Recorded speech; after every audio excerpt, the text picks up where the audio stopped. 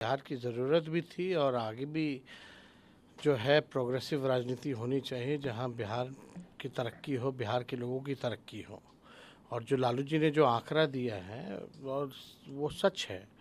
और आप लोग सब लोग जानते हैं कि 2004 में जब रेल मंत्री बने थे तो कई कारखाने जो है बिहार को मिला था, जिसमें कि एक दरियापुर का पहिया कारखाना लालू जी ने दिया था। और आज खुशी की बात है कि वो जो ज़मीन जो था वहाँ पानी लगा हुआ रहता था, और आज उसी ज़मीन में जो लालू जी ने कारखाना बनवाया, लगभग रेलवे में 2 लाख से भी ज़्यादा जो है उसमें व्हील जो है, चक्का जो है, उसका उत्पादन जो है किया गया है।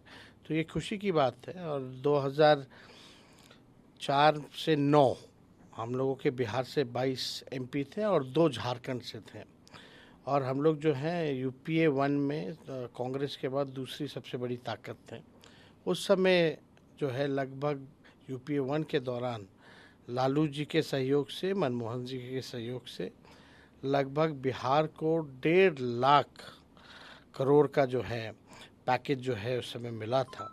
और कई रूरल रोड्स जो हैं, जब रघुवंश बाबू जब ग्रामीण विकास मंत्री थे तो कई रोड जो है उन्होंने दिया था।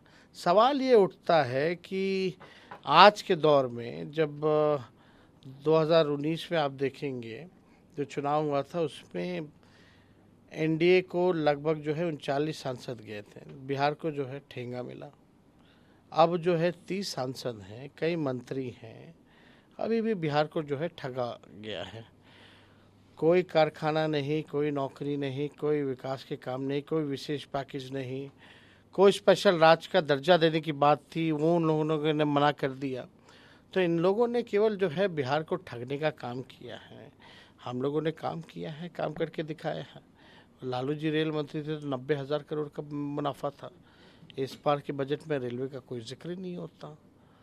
कितना महंगा हो गया है टिकट, हर चीज़ जो है, एक्सीडेंट पे एक्सीडेंट हो रहा है रेलवे का। तो आज के दौर में कहीं ना कहीं से लोग जो है याद करते हैं लालू जी के उन कामों को। तो लालू जी ने जो काम किया है वो उसको लेकर के उन्होंने अपनी पोस्ट में लिखा है इस बातों को। लेकिन जब भी बात की जाती है तो अपोजिशन जो है, अभी केंद्र में जो सरकार है, वो हमेशा आप लोग के बारे में नेगेटिव बात करती है। और नेगेटिव, उनके पास कुछ आंकड़ा है तो आंकड़ा साबित आंकड़ा दे, बताएं कि लालू जी ने वो रेलवे कारखाना नहीं बनवाया था। यूपीए के दौरान में बोले कि 1.5 लाख करोड़ का पैकेज मिला था कि नहीं मिला था 2004 से 9 के बीच में। वो बताए कि 2 लाख से भी ज़्यादा चक्का का उत्पादन उस फैक्ट्री से हुआ है कि नहीं हुआ, लोगों को नौकरी मिला है कि नहीं मिला। हम एक सवाल केवल पूछना चाहते हैं, लालू जी का 5 साल जब वो केंद्र में थे, कितने कारखाने लालू जी ने दिए, और इन लोगों की डबल इंजन की सरकार ने, केंद्र सरकार ने कितने कारखाने बिहार को दिए? केवल इसका ही जवाब दे दें, दूध का दूध और पानी का पानी हो जाएगा। तो उनके कथनीय करने में तो भारी अंतर है, और इसलिए उन पर कोई भरोसा किया जाता नहीं है। और लोग जो है सारे कामों को देखते हैं, समीक्षा करते हैं, इसलिए लालू जी को लोग याद करते हैं।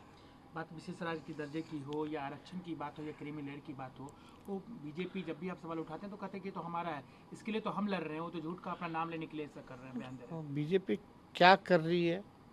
आरक्षण ख़त्म कर रही है। जो हम लोगों ने महागठबंधन का आरक्षण जो 65% किया था, और 10 EWS यानी टोटल 75%, हम लोग मांग करते रह गए भाई शेड्यूल लाइन में डाल दो। अभी भी हम लोग मांग करते हैं कि इसको शेड्यूल लाइन में डाला जाए, लेकिन जो है इन्हीं लोगों के आदमी को खड़ा कर देते, बीजेपी के लोग अपने ही आदमी को खड़ा करके कोर्ट में इस चीज़ को ख़त्म कराना चाहते हैं। इसलिए हम लोग जो है पार्ट बने हैं, सुप्रीम कोर्ट में भी बने हैं, इसमें हम लोग अपने बहस को भी रखेंगे और इस लड़ाई को हम लोग अदालत में भी लड़ेंगे, सड़क पे भी लड़ेंगे। बीजेपी का मतलब ही बड़का झूठा पार्टी है। बीजेपी को झूठ बोलने के अलावा, भ्रम फैलाने के अलावा, नफरत फैलाने के अलावा कोई काम नहीं है। ये लोग आरक्षण की बात करते हैं, या आप देखिएगा जिस हिसाब से अभी क्रीमी लेयर कौन क्या बिल जो भी कोर्ट का ऑर्डर आया, तो हम तो बोले कि भाई केंद्र सरकार को अध्यादेश लाना चाहिए। क्यों नहीं ला रहे हैं अध्यादेश? अगर ये पक्ष में है SC ST एक्ट, जो रिजर्वेशन जो बाबा साहब अम्बेडकर ने जो संविधान में जो दिया है, अगर उसके पक्षधर हैं तो क्रीमी लेयर कहाँ से आ गई बात? ये तो जो सामाजिक जो पिछड़ापन था, जो डिस्क्रिमिनेशन होता था, जो छुआछूत, ये सब तरह का मामला था, भेदभाव होता था, उस आधार पे जो मिला है। कोई क्रीमी लेयर है, कोई ये आर्थिक योजना नहीं है जिससे लोगों को आर्थिक बेनिफिट पहुंचाया जाए। आरक्षण इसीलिए दिया गया था ताकि समाज में सभी को प्रतिनिधित्व मिले, जो बैकबेंचर ऑफ द सोसाइटी है मेन स्ट्रीम में आए, सबका सम्मान हो, एक जैसा बर्ताव हो, उसलिए ये जो है दिया गया। तो इसमें तो आप लोगों ने देखा कि केंद्र मंत्री चाहे मांझी जी हों या ये लोगों ने क्या क्या बयान दिया। हालांकि इन लोगों को यू टर्न लेना पड़ा है इस मामले को लेकर के, क्योंकि लोगों में बड़ी नाराज़गी है। तो भाजपा तो इसके भी पक्षधर नहीं है, वो तो आरक्षण विरोधी, दलित विरोधी, आदिवासी विरोधी, ये नहीं चाहते हैं कि किसी भी प्रकार से ये समाज जो है मुख्य धारा में आए। बिहार में आपका रोज ट्वीट आता है, सब कुछ देखा जाता है कि जिस तरीके से यहाँ पे हत्याएं हो रही है या घटनाएं हो रही है, यहाँ तक कि पटना में बीजेपी के नेताओं की हत्या हो जा रही है, आप कैसे देखते हैं? आपके राज्य को जंगल राज कहा जाता है। नहीं, दिन प्रतिदिन हम लोग तो प्रेस रिलीज भी जो जारी करते हैं या सोशल मीडिया में, बिहार में कौन से जिले में कितना अपराध हो रहा है, लगातार बढ़ता जा रहा है।